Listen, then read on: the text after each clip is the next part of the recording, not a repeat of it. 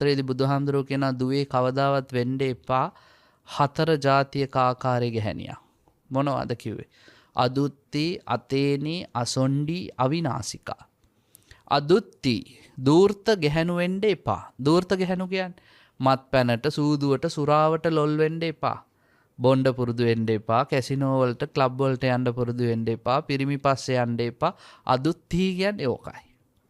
ඊළඟට කියන අතේනි හෙරක් වෙන්න එපා. හොරකම් කරන්න එපා. තමන්ගේ ස්වාමියා උපේන යම් දෙයක් තියෙනවා නම් රකින්න. ඒවා වැඩි දියුණු කරන්න කල්පනා කරන්න. එහෙම නැත්නම් විනාශ කරන්න නම් එපා. බුදුරජාණන් වහන්සේ දේශනා කරන ධනංවා, ධඤ්ඤංවා, රජතංවා, ජාත රූපංවා. ධනය සල්ලි වෙන්න පුළුවන්, ධාන්‍ය වෙන්න පුළුවන්, රන් රිදී මුතුමැණික් වෙන්න පුළුවන්. මොනවා දුන්නත් විනාශ කරන්න නම් එපා. එහෙම හෙර බිරින්දෑවරු ඉන්නවා. අර කොසල් රජුණන්ගේ හීනවල පින්වත්නි එක හීනක තියෙනවා පුරුෂයෙක් පුටුවක් උඩ ඉඳගෙන වරමන්දක් ගොතනවා.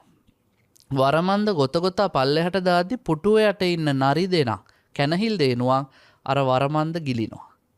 අන්තිමට පිරිමියා ගොතලා ඉවර වෙලා බලද්දි ලණුවක් නැහැ. අර යට හිටපු නරිච්චි ඔක්කොම කාලා. ඒ පාර බුදුහාඳුරන්ගෙන් අහනවා කොසල් රජුරු මොකද්ද බුදුහාඳුරනේ මේ හීනේ? බුදුහාඳුරු දේශනා කරනවා රජතුමනි දැන් නෙමේ අනාගතේ. ඔය ගෑනු හොර මිනිස්සුත් එක්ක එකතු වෙලා පිරිමි හම්බ කරන එක විනාශ කරනවා. ඒක තමයි ඔය දැක්කේ. අනාගතේ එහෙම වෙනවා කොහොතින්. දැන් අනාගතේ ඇවිල්ලානේ. දැන් එහෙමයි සමහර පිරිමි ඩුබායි ගිහිල්ලා, ඕමාන් ගිහිල්ලා, බහරේන් ගිහිල්ලා කඹරලා එවනවා. මෙහි සමහර නෝනලා සමහරු ඔක්කොම නෙමෙයි. සමහරු නටන්න තියෙන නැටුම් ඔක්කොම නටලා. වන්නන් 18ටත් එහා ගියේව නටලා අන්තිමට හදපු ගේකුත් නැහැ, ළමයින්ට උගන්නලත් නැහැ, ව්‍යාපාර කරලත් නැහැ, කඩ දාලත් නැහැ, මුකුත් නැහැ. අර ධනේ කාබාසිනියා කරලා. බුදුහාඳුරෝ කියන හෙරක් වෙන්න එපා තේනි. අසොණ්ඩි කුම්මැහි වෙන්න එපා. කාන්තාව හැමතිස්සෙම දාණයට ප්‍රියශීලී වෙන්න ඕනේ. සද්ධර්ම රත්නාවලියේදී ධර්මසේන හාමුදුරුවෝ කියන්නේ දන් දීමේ ආනිසංස මදකම නිසා ගෑනු වෙනවා කියලා. දන් දීම මදිලු ටිකක් ලෝභයිනේ. ඒගොල්ලෝ ඒකට නමකුත් හදාගෙන ඉන්න අරපිරිමැස්ම කියලා.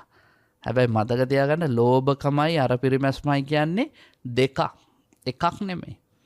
ලෝභකම් කරන්න පුරුදු වෙන්න එපා කොහොමද දන් දෙන්න. කාන්තාවකට හොඳ ලක්ෂණයක්. ඊළඟට කියන අවිනාශිකා විනාශකාරී අය වෙන්න එපා. නරක දේ කියන්න, නරක දේ හිතන්න, නරක දේ කරන්න. කාන්තාව එහෙම දරුණු දේවල් කරද්දි කැතයි. එනිසා අපි ඔබ චරිතවත් කාන්තාවක් වුණොත් ඒක තමයි කාන්තාවකට තියෙන ලොකුම ආභරණය. දුෂ්චරිතවත් වුණොත් ඒක ලොකුම මලකඩේ. මලකඩෙන්ම ඔබ විනාශ වෙනවා.